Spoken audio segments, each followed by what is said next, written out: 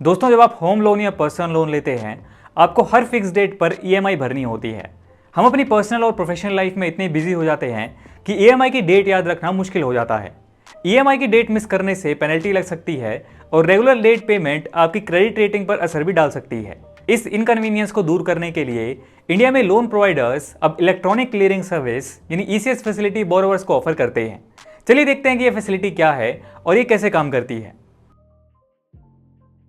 ECS को RBI ने funds को एक बैंक अकाउंट से दूसरे बैंक अकाउंट में ट्रांसफर करने की फैसिलिटी देने के लिए शुरू किया था। लोन प्रोवाइडर्स इस फैसिलिटी का यूज करते हैं बोरोवर के बैंक अकाउंट से फिक्स डेट पर लोन ईएमआई डेबिट करने के लिए। इस काम में एक क्लियरिंग हाउस की मदद ली जाती है। इंडिया में ईसीएस डेबिट का काम मोस्टली एनएसीएच यानी नेशनल ऑटोमेटेड क्लियरिंग हाउस द्वारा हैंडल किया जाता है, जो एनपीसीआई यानी national payment corporation of India के अंतर्गत काम करती है। ईसीएस मेनली दो टाइप के होते हैं, ईसीएस क्रेडिट और ईसीएस डेबिट। जब बैंक एक बैंक अकाउंट में क्रेडिट करता है, जैसे सैलरी, डिविडेंड्स एक्सेट्रा भुगतान करने के लिए, तब उसे ईसीएस क्रेडिट कहते हैं। एक ही अकाउंट को रेगुलर इंटरवल्स पर डेबिट करके मल्टीपल अकाउंट्स में क्रेडिट किया जाता है। और वहीं जब एक ही अकाउंट का उपयोग EMI, loans, premium, mutual funds etcetera जैसे पेमेंट्स करने के लिए किया जाता है, उसे ईसीएस डेबिट कहते हैं। ब्रांचेज के जियोग्राफिकल लोकेशन के बेस पर ईसीएस स्कीम्स को 3 कैटेगरीज में डिवाइड किया जाता है। लोकल ईसीएस, इसे 81 सेंटर्स पर आरबीआई द्वारा ऑपरेट किया जाता है। रीजनल ईसीएस, इसे 9 सेंटर्स पर देश भर में आरबीआई द्वारा ऑपरेट किया जाता है। नेशनल ईसीएस, ये मुंबई में ऑपरेट होने वाली ईसीएस क्रेडिट का सेंट्रलाइज वर्जन है। जब आप लोन लेते हैं, आपको ईसीएस पेमेंट मैंडेट पर साइन करना होता है। इस मैंडेट से क्लियरिंग हाउस को अथॉरिटी मिलती है कि आपके बैंक अकाउंट से मंथली ईएमआई को डेबिट करके आपके लोन अकाउंट या लेंडर के अकाउंट में फिक्स डेट पर क्रेडिट करे। इस मैंडेट में आपके bank account, bank branch, ECS debit date और अमाउंट की डिटेल इंफॉर्मेशन होती है।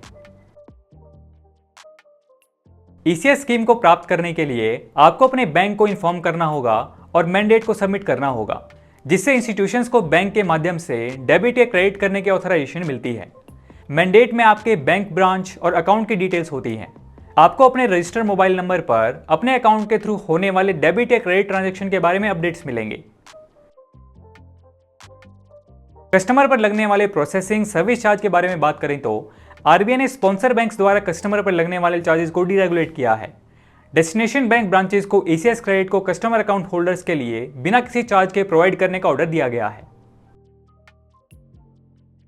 इसकी एडवांटेजेस की बात करें तो ये कस्टमर सेटिस्फेक्शन को इंक्रीज करता है, लेट पेमेंट फीस नहीं लगती है, बिल्स के टाइमली पेमेंट्स के लिए कस्टमर को एनेबल करता है, जैसे insurance premiums, credit card payments, mobile and telephone bills, mutual funds, loan instalments etcetera. और इससे पेपर का यूज भी कम होता है। अगर किसी रीजन से आप ईसीएस डेबिट को अपने बैंक अकाउंट से रोकना चाहते हैं, तो आपको लोन प्रोवाइडर को इन्फॉर्म करना होगा। लोन प्रोवाइडर के प्रिस्क्राइब्ड फॉर्मेट में रिटर्न एप्लीकेशन सबमिट करना होगा। इसके बाद आपको अपने बैंक को भी रिटर्न एप्लीकेशन सबमिट करके इन्फॉर्म करना होगा।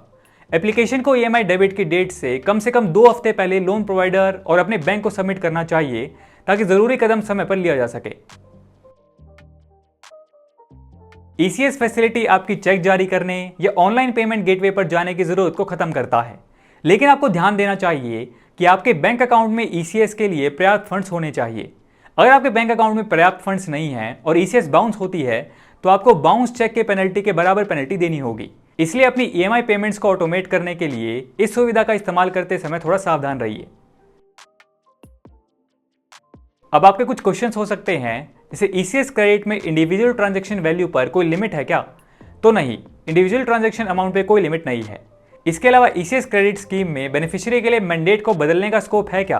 तो हाँ, अगर मैंडेट में कोई चेंजेस होते हैं तो बेनिफिशियरी को यूजर इंस्टीट्यूशन को इसकी सूचना देनी चाहिए, ताकि उसके रिकॉर्ड में सही जानकारी दर्ज की जा सके। तो आज की वीडियो में इतना ही। आप कमेंट सेक्शन में हमें टॉपिक सजेस्ट कर सकते हैं। मिलते हैं नेक्स्ट वीडियो में ऐसे ही नॉलेजेबल टॉपिक के साथ।